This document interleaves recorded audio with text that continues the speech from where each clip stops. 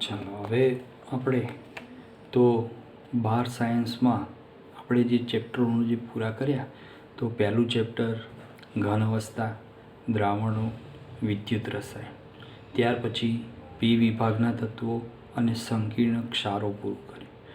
જ્યારે ભાગ 2ની અંદર તો 2ને એક ચેપ્ટર પૂરું કર્યું, હેલો આલ્કેન, હેલો એરિન, ત્યાર પછી alcohol, phenol, ether, aldehyde, ketone, carboxylic acid અને એમાઇન સંયોજનો સુધીના તો બીજા વિભાગમાં 4 ચેપ્ટર પૂરા કર્યા.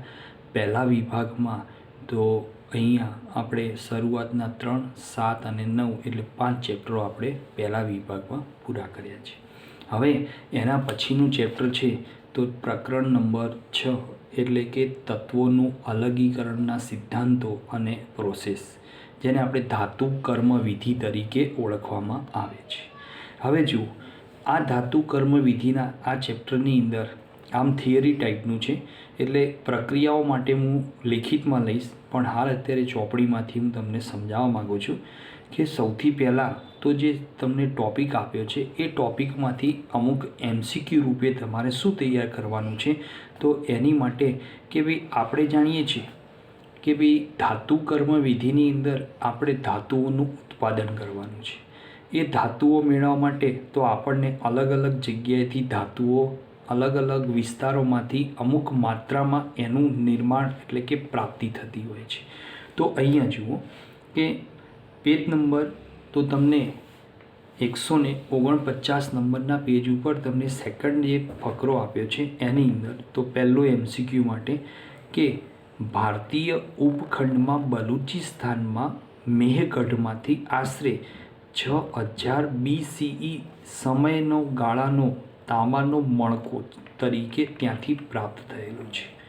બરાબર, તો તાંબાનો એક પહેલો જે મણકો છે એ ભારતીય ઉપખંડના બલુચિસ્તાનમાં રહેલા મેહગઢમાંથી આશરે 6000 BCE સમયના ગાળાનો એક તાંબાનો મણકો પ્રાપ્ત થયેલો છે. એ સિવાય તો અલગ અલગ ક્ષેત્રોમાંથી એની માત્રા જે પ્રાપ્ત થતી રહેતી હોય છે. તો એની અંદર પેજ નંબર 150 ઉપર જઈએ તો પેજ નંબર 150 ઉપર કે ભાઈ અહીંયા શું કહેવા માગે છે કે સૌથી પહેલાં તો ભાઈ આપણને કાચી ધાતુઓ જેની વાત કરીએ છીએ તો એમ કહેવાય છે કે ધાતુના નિષ્કર્ષણ માટેની કાચી ધાતુ અરવલ્લીની પર્વતમાળાઓમાં નિક્ષેપિત કાચી ધાતુ ચાલ્કોપાયરાઇટ્સમાંથી મેળવવામાં આવી હતી. બરાબર, તો સૌ પ્રથમવાર ઇન્ડિયામાં એટલે કે ભારતમાં કાચી ધાતુ એનું નિષ્કર્ષણ કરવા માટે જે કાચી ધાતુ મેળવવામાં આવી એ કાચી ધાતુ ક્યાંથી મેળવવામાં આવી છે? અરવલ્લીની પર્વતમાળાઓમાં ચાલ્કોપાયરાઇટ્સ નામની ખનિજમાંથી એનું નિર્માણ કરવામાં આવ્યું છે. એ સિવાય બીજું તો હડપ્પન સંસ્કૃતિની અંદર તો ગોલ્ડ અને સિલ્વર ઉપરાંત મિશ્ર ધાતુ જેને ઇલેક્ટ્રોન તરીકે ઉપયોગમાં લેવાતા હતા એ રહે. બીજી વાત કરીએ તો ગોલ્ડ અને સિલ્વરના ઘરેણા સિંધુ ખીણના સ્થળો જેવા કે મોહનજોદડોની અંદર પણ પ્રાપ્ત થયેલા છે કે જ્યાં આગળ એની માત્રા મળે છે 3000 આપણે BCE તરીકે એનું માત્રા એની અંદરથી પ્રાપ્ત થતી હોય છે. ત્યારબાદ વાત કરીએ તો અહીંયા અલગ અલગ જે યુગ થઈ ગયા એ યુગની અંદરથી આપણને અલગ અલગ ક્ષેત્રોમાંથી જે મળતી જે ધાતુઓ છે એના વિશે વાત કરીએ તો અલગ અલગ યુગોમાંથી પ્રાપ્ત થાય છે. જેમ કે ઋગ્વેદના સંદર્ભમાં તો ગોલ્ડનું આપણને સૌથી વધુ માત્રા મળે છે. એ સિવાય પ્રાચીન સિંધુ નદીના કિનારે તો ગોલ્ડનો એક મહત્ત્વનો સ્ત્રોત રહેલો છે. એ સિવાય તો માનસરોવરના વિસ્તારમાં અથવા તો થોકિયાલુંગમાં તો ગોલ્ડની મોટી ખાણો પ્રાપ્ત થયેલી છે. પછી પાલી લખાણ અંગુતારામાં આપણને કાંપવાળી જે સુવર્ણ ગોલ્ડ એટલે કે ડસ્ટ સ્વરૂપે આપણને ત્યાંથી પ્રાપ્ત થતી જોવા મળતી હોય છે. એ સિવાય એની અંદર gold, silver, copper, lead, tin, iron જેવી કાચી ધાતુઓ પણ એમાં જોવા મળતી હોય છે. આ બધી ધાતુઓ આપણને અલગ અલગ ક્ષેત્રોમાંથી અલગ અલગ વિસ્તારોમાંથી પ્રાપ્ત થતી રહેતી હોય છે. બીજું છે કે ગંગાની ખીણ અને વિદર્ભની ટેકરીઓમાંથી તો ત્યાં આગળ ખોદકામ દરમિયાન 1800 BCE જેટલો અગાઉના સમયમાં લોખંડનું નિર્માણ થયું હતું, એટલે કે લોખંડ ત્યાંથી સૌપ્રથમવાર મળ્યું હતું, કે જેની માત્રા કેટલી હતી? 1800 BCE જેટલું એની અંદર શુદ્ધ લોખંડ એની અંદર સમાયેલું જોવા મળે છે. એ સિવાય રેડિયો કાર્બન ડેટિંગ પદ્ધતિનો ઉપયોગ કરી અને વસ્તુઓનો સમયગાળો 1800થી લઈ 1000 BCE વચ્ચેનો છે એ પણ આપણે નક્કી કરી શકીએ. તો રેડિયો કાર્બન જે ખરો, તો રેડિયો કાર્બન કયો? કાર્બન 14, બરાબર. તો રેડિયો કાર્બન કયો વપરાય? કાર્બન 14 વપરાય. એ વસ્તુઓનું શું નક્કી કરે છે? સમયગાળો. તો સમયગાળો ક્યાંથી મળેલો છે? 1800થી લઈ 1000 BCE સમયગાળાના વચ્ચેનો આપણને પ્રાપ્ત થયેલો જોવા મળે છે. ત્યારબાદ પેજ નંબર 151 ઉપર જતા રહો. 151 ઉપર, બરાબર. તો અલગ અલગ ક્ષેત્રોમાંથી આપણને અલગ અલગ સ્વરૂપે જે ધાતુઓ મળે છે, તો એ ધાતુઓમાં તો સૌથી પહેલું તો ભારતની અંદર અંડરલાઈન કરજો, ભારતમાં ક્રુસિબલ પદ્ધતિથી સ્ટીલનું ઉત્પાદન કરવામાં આવ્યું, બરાબર. આમ તો લોખંડનું ઉત્પાદન, સ્ટીલનું ઉત્પાદન ઘણી બધી પદ્ધતિ છે, પણ ભારતની અંદર સૌપ્રથમ કઈ પદ્ધતિ વપરાઈ હતી? ક્રુસિબલ પદ્ધતિ. એમાંથી સ્ટીલનું ઉત્પાદન કરવામાં આવ્યું, બરાબર. ત્યારબાદ એની અંદર આપણે વાત કરીએ, ચલો ત્યારબાદ તો રોમન ઇતિહાસકાર ક્વિન્ટસ કાર્ટિયસે એવું નોંધ્યું છે કે તક્ષશિલાના પોરસે સિકંદરને આપેલી ભેટમાં 1.5 ટન વુડ્સ સ્ટીલ હતી. વુડ સ્ટીલ એટલે એને એવું કહેવાય કે એની અંદર કાર્બનનું પ્રમાણ 1.9% ધરાવતું સ્ટીલ કહેવાય છે, બરાબર. MCQ માટે યાદ રાખજો કે 1.5 ટનની વુડ સ્ટીલ એનું તમને શું આપવા, સિકંદરને એણે ભેટ આપી હતી પોરસે. એની અંદર સ્ટીલની પ્રાથમિકતા કેટલી હતી? તો એ સ્ટીલની પ્રાથમિકતા પ્રમાણે વધુ માત્રામાં એમાં કાર્બન હતું, ને કાર્બન કેટલા પર્સન્ટેજ હતું? 1.9% જેટલું કાર્બન એની અંદર જોવા મળેલું હતું. ચલો ત્યારબાદ તો ગુપ્ત યુગ દરમિયાન ઘણી જગ્યાએથી તો એની અંદર સરેરાશ સંગઠન જે પર્સન્ટેજમાં, તો એની અંદર વાત કરીએ કે સ્તંભના ઘડતર લોખંડમાં તો લોખંડ, એના સિવાય 0.15% carbon, 0.05% silicon, 0.05% manganese, 0.25% phosphorus, 0.005% nickel, 0.03% copper, 0.02% nitrogen. આ કોની બનાવટમાં વપરાય છે? સ્તંભોની રચનામાં વપરાય છે, જે ઘડતર લોખંડની અંદર આટલી એની માત્રા જોવા મળતી હોય છે. બરાબર. હવે આ જે સ્તંભો તૈયાર કરવામાં આવે છે હાલના અંદર, જેમ કે અશોક સ્તંભ જે તૈયાર કરવામાં આવ્યો એ હાલ 1600 વર્ષથી પણ વાતાવરણમાં ખુલ્લો છે, છતાંય એની ઉપર ક્ષારણનું કોઈ ચિહ્ન દેખાવામાં જોવા મળતું નથી હોતું. એટલી શુદ્ધ અવસ્થામાં એનું નિર્માણ કરેલું છે. એ સિવાય તો રાજસ્થાનના જાવર ખીણોમાં 6ઠ્ઠા અને 5મા સદીની તો ઝીંકના ઉત્પાદન કરવામાં આવેલું છે, બરાબર. એ સિવાય ઝીંકની અયસ્કનું પ્રગલન કરવામાં આવે છે નીચા તાપ ઉત્કલન બિંદુએ, ત્યારે ઝીંક બાષ્પમાં રૂપાંતરિત થાય છે અને શુદ્ધ ઝીંક એ અધોમુખ એટલે કે નીચે તરફ નિસ્યંદન પ્રવધિથી એનું ઉત્પાદન કરવામાં આવતું હોય છે. તો આપણે એની પદ્ધતિ છે કે ઝીંકનું શુદ્ધિકરણ કરવાની રીત છે, એનો આપણે ડિટેલમાં એનો અભ્યાસની અંદર ડિટેલમાં અભ્યાસ કરીશું, બરાબર. તો આ રીતે અલગ અલગ જે ધાતુઓ છે, તો એ ધાતુઓ આપણને અલગ અલગ ક્ષેત્રોમાંથી અલગ અલગ રીતે એને મેળવવામાં આવેલી છે. હવે આ જે ધાતુઓ મેળવવામાં આવી, તો એ જે આખી વિધિ કહેવાય છે કે અતિ શુદ્ધ ધાતુ મેળવવાની વિધિ, એની માટેના જે સિદ્ધાંતો, એની માટેના જે પ્રયોગો કરવામાં આવે એને કહેવાય છે ધાતુ કર્મ વિધિ તરીકે ઓળખાય છે. હવે આપણે અભ્યાસક્રમમાં તો ઘણી બધી ધાતુઓ છે, પણ અભ્યાસક્રમમાં અમુક ભાગ કપાઈ ગયેલો છે, તો આપણે કપાઈ ગયેલો છે એક ભાગ ચલાવતા નથી, કેમ કે બોર્ડની પરીક્ષામાં એ તમારે આવવાનો નથી. તો આપણે વાત કરીએ કે ધાતુ કર્મ વિધિમાં તો જે ધાતુઓ મેળવવાની છે, તો એ ધાતુઓમાં આપણા અભ્યાસક્રમમાં ધાતુઓ છે એલ્યુમિનિયમ, ઝિંક, કોપર, આયર્ન. એ સિવાય સિલિકોન, જર્મેનિયમ, બોરોન, ઇન્ડિયમ જેવી ધાતુઓ. બીજો આવશે ઝર્કોનિયમ, ટિટાનિયમ જેવી ધાતુઓ. ત્રીજો તબક્કો આવે છે કે જેની અંદર નિકલ જેવી ધાતુઓ. તો આ બધી ધાતુઓનું ઉત્પાદન કઈ રીતે થાય એની માટેની વિવિધ પદ્ધતિઓ આપણા અભ્યાસક્રમમાં જોવા મળે છે. હવે આ દરેક ધાતુઓ એ આપણને અલગ અલગ ખનિજો સ્વરૂપે મળતી હોય છે, અલગ અલગ વિસ્તારોમાંથી મળે છે. હવે એ અલગ અલગ વિસ્તારોમાંથી અલગ અલગ જે સ્વરૂપે ખનિજો રૂપે મળે છે, તો એ ખનિજોના જે પ્રાપ્તિ સ્થાનો છે એ પ્રાપ્તિ સ્થાનો આપણે જોવાના છે નહીં. તમારી ચોપડીમાં પેજ નંબર 152 ઉપર દરેક ધાતુઓના પ્રાપ્તિ સ્થાનો અને એની ખનિજો વિશેની માહિતી આપેલી છે. તમારે એ જોઈ લેવાની, કેમ કે 10મા ધોરણની અંદર આવા ટોપિકો તમે ભણેલા છો. હવે સૌથી પહેલાં કે ભાઈ જે ખનિજો મળે છે, તો એ ખનિજો કે જેની અંદર આપણે એમાંથી શુદ્ધ ધાતુ મેળવવા માટેની જે પદ્ધતિઓ કહેવાય છે, તો એ પદ્ધતિઓની અંદર તો સૌથી પહેલાં તો ખનિજ હોય છે. બરાબર. એ ખનિજનું શું કરવામાં આવે છે? શુદ્ધિકરણ કરવું પડે. બરાબર. આ શુદ્ધિકરણ કરવામાં આવે એટલે એમાંથી શું મેળવવામાં આવે છે? અયસ્ક. અયસ્ક એટલે એનું બીજું નામ છે કાચી ધાતુ, જેને કહેવાય છે. તો અયસ્કનું સંકેન્દ્રણ કઈ રીતે કરવામાં આવે? કે ખનિજનું શુદ્ધિકરણ કરવામાં આવે અને એ શુદ્ધિકરણમાંથી આપણે શું કરવાનું છે? અયસ્ક એટલે કે કાચી ધાતુઓ મેળવવાની છે.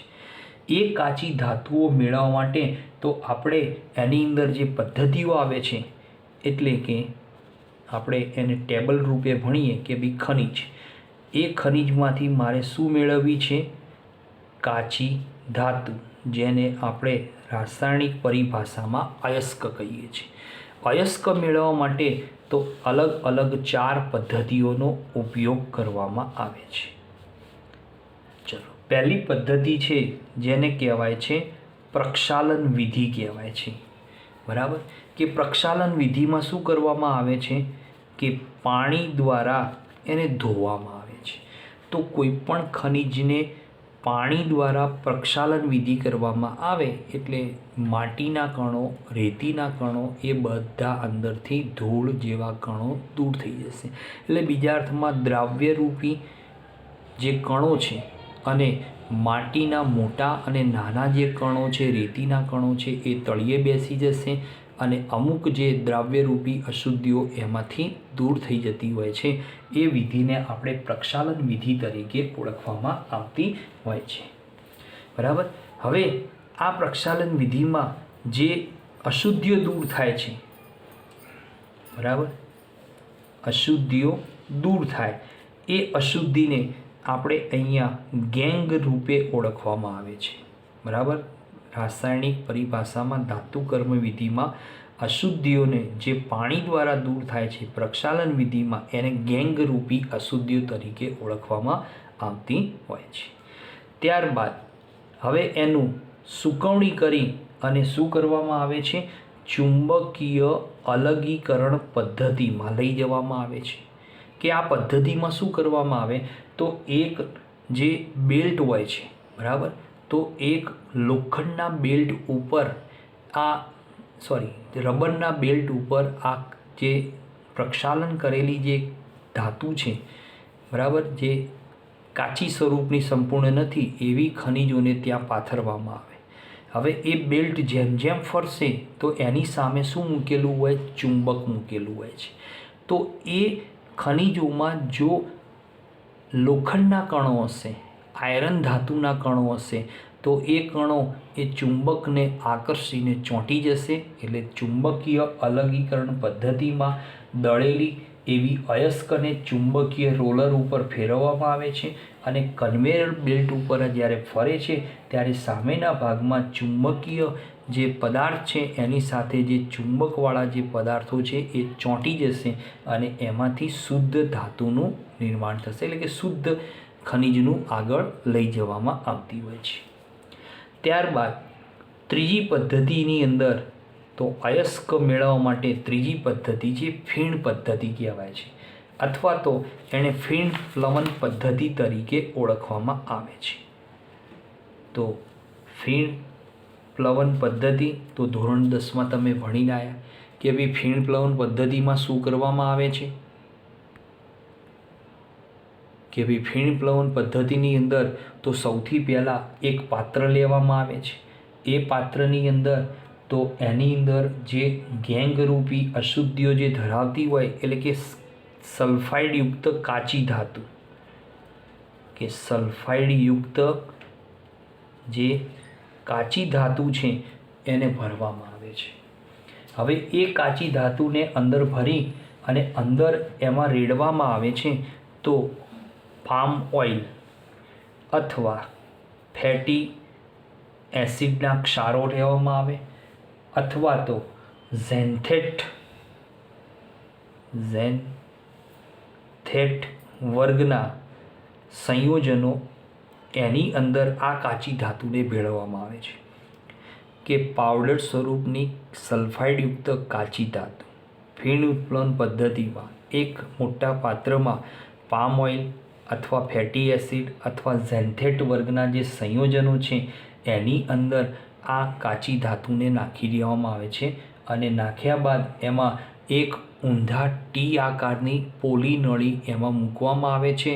ઉપરથી બહુ પ્રેશર રૂપે એટલે કે ઊંચા દબાણવાળી હવા પસાર કરવામાં આવે છે જેના કારણે એ બધા કણો એકબીજા સાથે ભળે છે અને એ ભળવાથી એમાં ધીમે ધીમે પ્રક્રિયા થઈ અને ફીણ ઉત્પન્ન થાય છે. એ જે ફીણ નીકળે છે એ ફીણ ઉપરના ભાગની અંદર તરીને બહાર આવે છે. ત્યાંથી ઝારાઓ વડે ફીણને દૂર કરવામાં આવે છે. એ ફીણનું આગળ કે જેની અંદર સલ્ફાઇડના કણો છે એ સલ્ફાઇડના કણો સરળતાથી ત્યાંથી દૂર થઈ ગયેલા જોવા મળતા હોય છે. બરાબર. તો હવે એની અંદર જે ફીણ ઉત્પન્ન થાય છે તો એ ઉત્પન્ન કરવા માટે વપરાતા આ જે પદાર્થો છે પામ ઓઇલ ફેટી એસિડ ઝેન્થેટ વર્ગના સંયોજનો એને ફીણ સ્થાયીકારક પદાર્થો તરીકે ઉપયોગમાં લેવામાં આવતા હોય છે. આ સિવાય એમાં ફીણ સ્થાયીકારક તરીકે અન્ય પદાર્થોમાં ઉમેરાય છે તો ક્રેસોલ વર્ગના સંયોજનો ઓર્થોક્રેસોલ પેરાક્રેસોલ મેટાક્રેસોલ કાર્બનિક સંયોજનો છે તો એનિલિન એ સિવાય ઉમેરાય છે. બીજો છે આ બધા પદાર્થો કે જે કાર્બનિક વર્ગના પદાર્થો છે કે એ એની અંદર ઉમેરી અને એને ફીણને સ્થાયીકારક તરીકે ઉમેરવામાં આવતા હોય છે. હવે ફીણ કેવું હોય છે? હલકું હોય છે, ઉપર તરફ તરીને આવે છે, એમાંથી દૂર કરવામાં આવે એટલે એ ફીણની અંદર શું હશે? સલ્ફાઇડયુક્ત જે અયસ્ક ધાતુના જે કણો હશે એ બધા દૂર થઈ જશે. હવે એવું કહેવાય છે કે સંપૂર્ણ રીતે ધારો કે ઝિંક સલ્ફાઇડ અને લેડ સલ્ફાઇડ છે કે ZnS અને PbS તો આ બે ધાતુની ખનિજો છે એ ખનિજોની કાચી ધાતુની અંદર આ સલ્ફાઇડના કણો દૂર થતા નથી. તો આ સલ્ફાઇડના કણોને દૂર કરવા માટે એમાં એક પદાર્થ ઉમેરવામાં આવે છે. અવનમક તરીકે સોડિયમ સાયનાઇડ ઉમેરવામાં આવે છે, NaCN ઉમેરવામાં આવે છે. બરાબર. એ NaCN શું કરશે? ZnSને એટલે કે એમાંથી સલ્ફાઇડના કણો દૂર કરશે પણ લેડ સલ્ફાઇડના કણો દૂર કરી શકતો હોતો નથી એની અંદર. બરાબર. તો ફીણ ઉત્પ્લવન પદ્ધતિમાંથી જે કાચી ધાતુ મળે એ સલ્ફાઇડના કણો સંપૂર્ણ દૂર થયા નથી હોતા પણ બને એટલા દૂર કરી અને હવે એ કાચી ધાતુને ક્યાં લઈ જવામાં આવે છે? તો ચોથી પદ્ધતિમાં.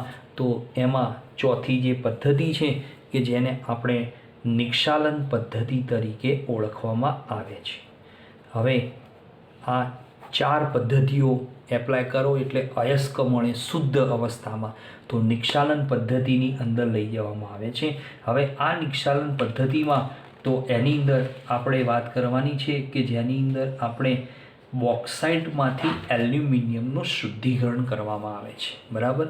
તો નિક્ષાલન પદ્ધતિમાં મોસ્ટ IMP થિયરી છે તમારા અભ્યાસક્રમમાં કે બોક્સાઇટમાંથી એલ્યુમિનિયમની જે મુખ્ય ખનિજ છે બોક્સાઇટ એમાંથી એલ્યુમિનાનું ઉત્પાદન કઈ રીતે કરવું. બરાબર. ચલો. તો એલ્યુમિનિયમની મુખ્ય ખનિજ કે Alની મુખ્ય ખનિજ એ ખનિજનું નામ છે બોક્સાઇટ. એનું સૂત્ર થાય Al2O3 × X mol H2O. બરાબર. હવે આ બોક્સાઇટ છે એમાંથી કાચી ધાતુ મેળવવામાં આવે. પ્રક્ષાલન વિધિ, ચુંબકીય અલગીકરણ પદ્ધતિ, ફેણુત્પ્લવન પદ્ધતિ આ બધું કરવામાં આવે. હવે એને ક્યાં લાવવામાં આવે? તો નિક્ષાલન પદ્ધતિમાં લાવવામાં આવે છે. હવે નિક્ષાલન પદ્ધતિની અંદર આપણે જાણીએ છીએ કે આ બોક્સાઇટ વર્ગની ખનિજ છે એમાં અમુક અશુદ્ધિઓ રહેલી છે. હવે એ અશુદ્ધિઓમાં હોય છે સિલિકા, બરાબર, પછી છે આયરનનો ઓક્સાઇડ, બરાબર, આયરન ઓક્સાઇડ, બીજો છે ટિટાનિયમ ડાયોક્સાઇડ. આ બધી અશુદ્ધિઓ એની અંદર જોવા મળતી હોય છે. હવે આ અશુદ્ધિઓને દૂર કરવા માટે શું કરવામાં આવે? આ જે ખનિજ છે એ ખનિજને દળવામાં આવે, સંપૂર્ણપણે કોરી કરી અને એને દળવામાં આવે. એ દળવામાં આવે એટલે એ અયસ્કને, એટલે કે આ જે દળીને તૈયાર થાય એને શું કહેવાય? કાચી ધાતુ. એ કાચી ધાતુને 473થી 523 કેલ્વિન તાપમાને ગરમ કરવામાં આવે. એ વખતે 36 બાર દબાણ હેઠળ આ પ્રક્રિયા કરવામાં આવે. 473થી 523 કેલ્વિન તાપમાને અને 36 બાર દબાણની અસર હેઠળ NaOHના સાંદ્ર જલીય દ્રાવણની અંદર આ પ્રક્રિયા કરાવવામાં આવે એટલે એમાંથી શું બને? એલ્યુમિનિયમ ઓક્સાઇડનું રૂપાંતરણ થશે સોડિયમ એલ્યુમિનેટમાં રૂપાંતરણ થશે. સોડિયમ એલ્યુમિનેટમાં એનું રૂપાંતરણ થાય છે, બરાબર. તો આપણે એ પ્રક્રિયા સમીકરણની વાત કરીએ તો પ્રક્રિયા સમીકરણ શું થશે કે Al2O3 NaOHનું જલીય દ્રાવણ, બરાબર, કેટલા તાપમાને?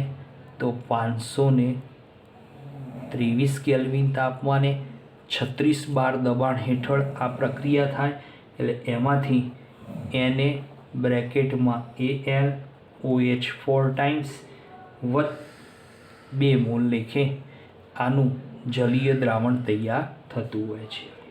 સમીકરણમાં 2 મોલ સોડિયમ અને 3 દુ 6, 6 ને 2 8, 2 ચોક 8 હાઇડ્રોજન, બરાબર, અને 5 ઓક્સિજન અને 3 8.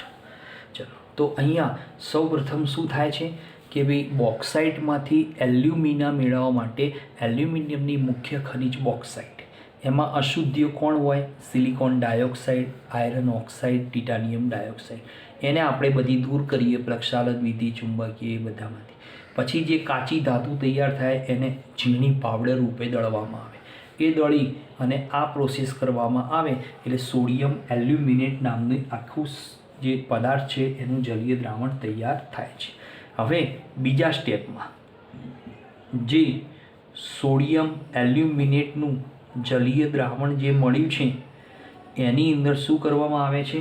તો CO2 વાયુ પસાર કરવામાં આવે. તો CO2 વાયુ પસાર કરો એટલે એમાંથી શુદ્ધ બોક્સાઇટનું નિર્માણ થશે અને 2 મોલ સોડિયમ બાયકાર્બોનેટ છૂટો પડશે. 2 મોલ NaHCO3 છૂટો પડી જશે.